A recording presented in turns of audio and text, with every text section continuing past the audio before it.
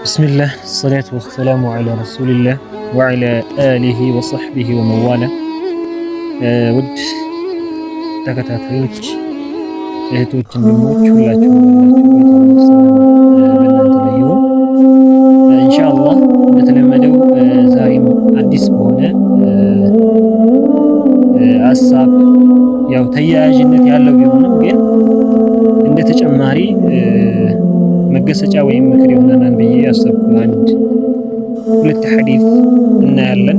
እንዲሁም ከህይወታችን ጋር በተገናኘ አንድ ሁለት መልእክቶችንም አብረን የምንመለከትና ኢንሻአላህ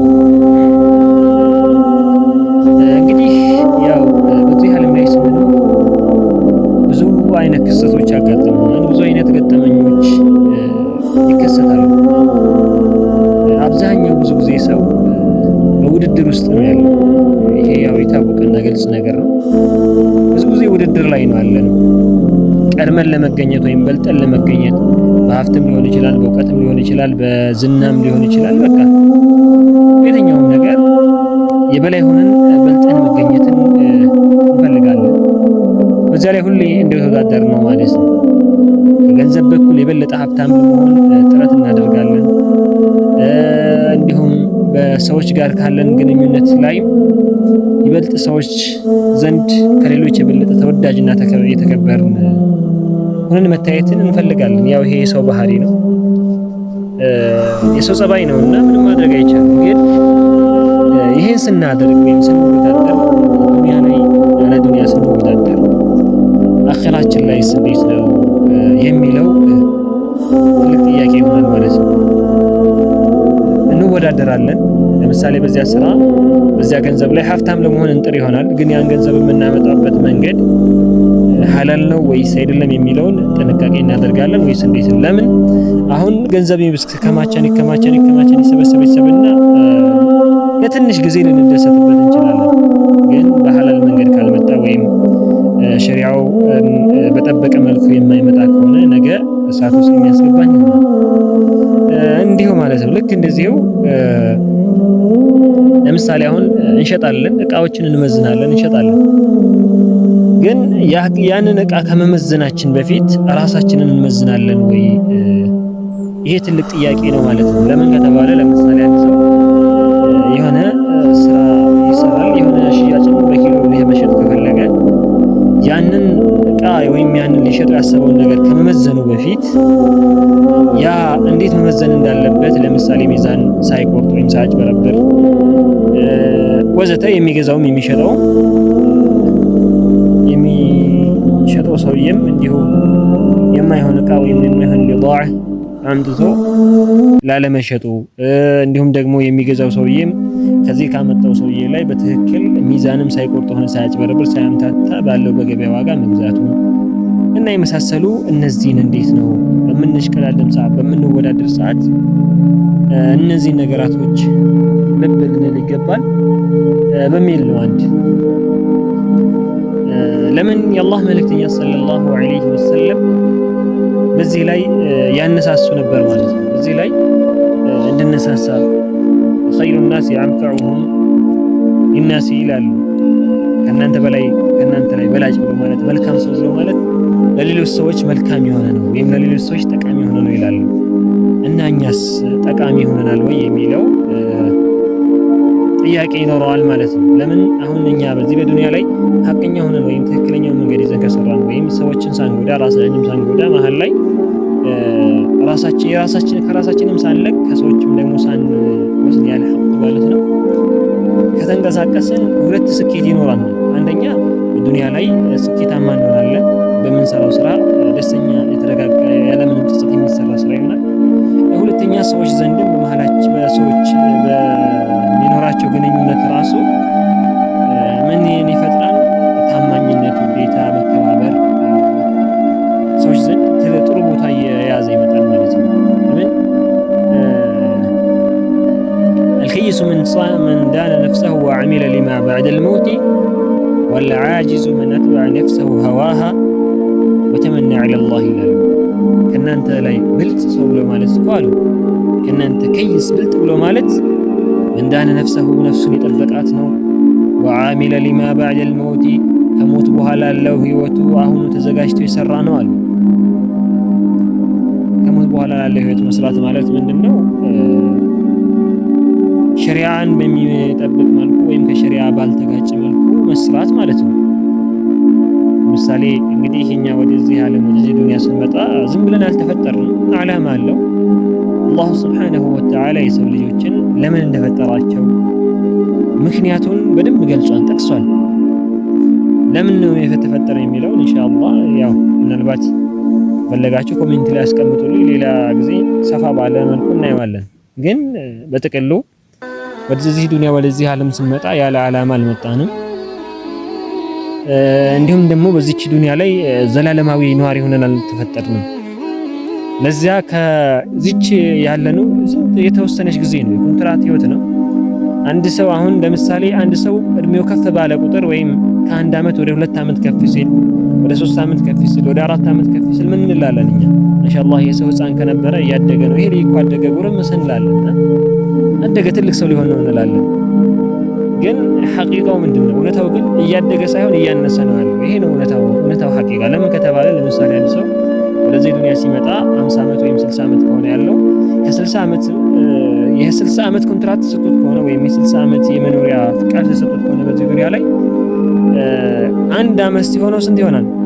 69 59 ይሆናል። 2 ሲል 3 ሲል እንደዛ ከላይ ከፍ እያለ ከታች ከፍ እያለ ቁጥሩ ከላይ ደግሞ ዝቅ እያለ ይመጣል ማለት ነው። እያለ 60 ሲደርስ በቃ ኮንትራቱን ይጨርሳል። እና ባደገ ቁጥር እድሜው ከፍ ባለ ቁጥር ወይም ያ ነገር ጥንካሬው የጠነከረ በሄደ ቁጥር ማብቂያው ላይ ይደርሳል ማለት ነው። ለምሳሌ አሁን ይሄን የብር ላስቲክ ላሳያችሁ። ይሄ ላስቲክ እኔ ጋር አለ። አሁን ይሄን ላስቲክ ብንለጥጠው ምን እያለ ይሄዳል? እየረዘመ በጣም ሲለጠጥ ምን ይሆናል? ግን ይቆረጣል። በዛ በጣም ሲለጠጥ መጠኑ ላይ ሲደርስ ወይም ደግሞ መጨረሻው ላይ ሲደርስ ይቆረጣል። ልክ እንደዚህ ነው የሰው ልጅም ማለት ነው። የሆነ ጊዜ ላይ የሆነ ሼኽ ምን ይላሉ መሰላችሁ? ይሄንን ሲመስሉትኝ አሪፍ ምሳሌ ነው፣ አያይዤ ልጥቀስላችሁ ብዬ ነው። ለሽማግሌዎች ምን ይላሉ መሰላችሁ? ያ አዩሃ ሽዩኽ አሉ፣ እናንተ ሽማግሌዎች ሆይ እህል ሲዘራ የተዘራው እህል ተቆፍሮለት ታርሞ ተኮትኩቶ አብቦ ፍሬ አድርጎ ፍሬው በጣም ከበሰለ በኋላ ምንድነው የሚደረገው ሲባል ብሎ ጠየቃቸው።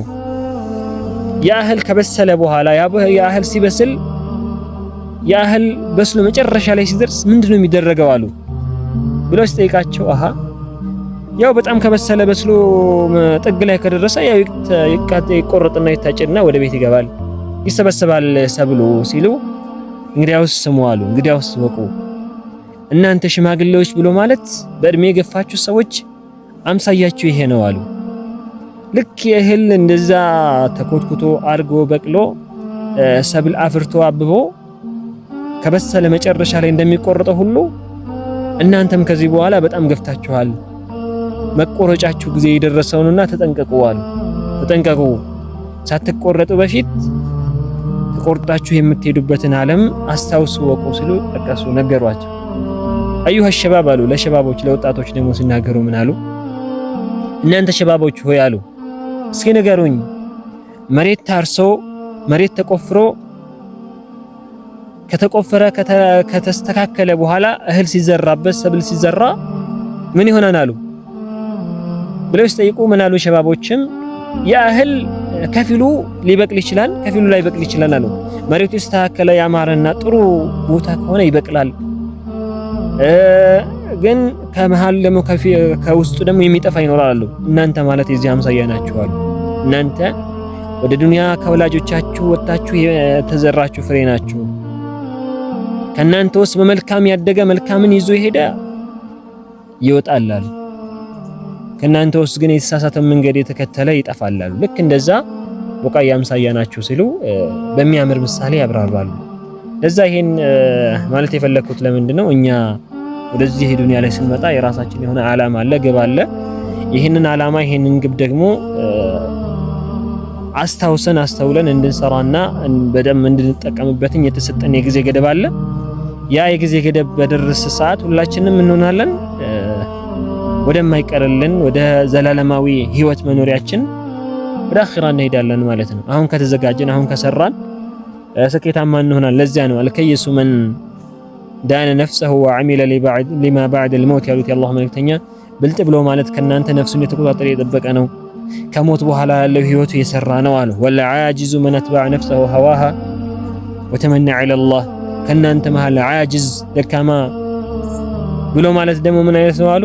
ነፍሱ ዝም ብሎ ስሜቷን ያስከተላት ነፍሱ የፈለገችውን ሁሉ ዝም ብሎ አቤት የሚለሽ የሚከተል ያ ነገር ኸይርም ይሁን ሸርም ይሁን ሳያረጋግጥ በሸሪዓ ሳይመዝንም ብሎ ነፍሱን የሚከተል ሰው ምንም ሳይሰራ ደግሞ ምንም የአላህን ትእዛዝ ሳያሟላ ዝም ብሎ በአላህ ላይ ባዶ ምኞቱን የሚመኝ ሰው እሱ ነው ዓጂዝ ከሳሪ ብሎ ማለት ይላሉ።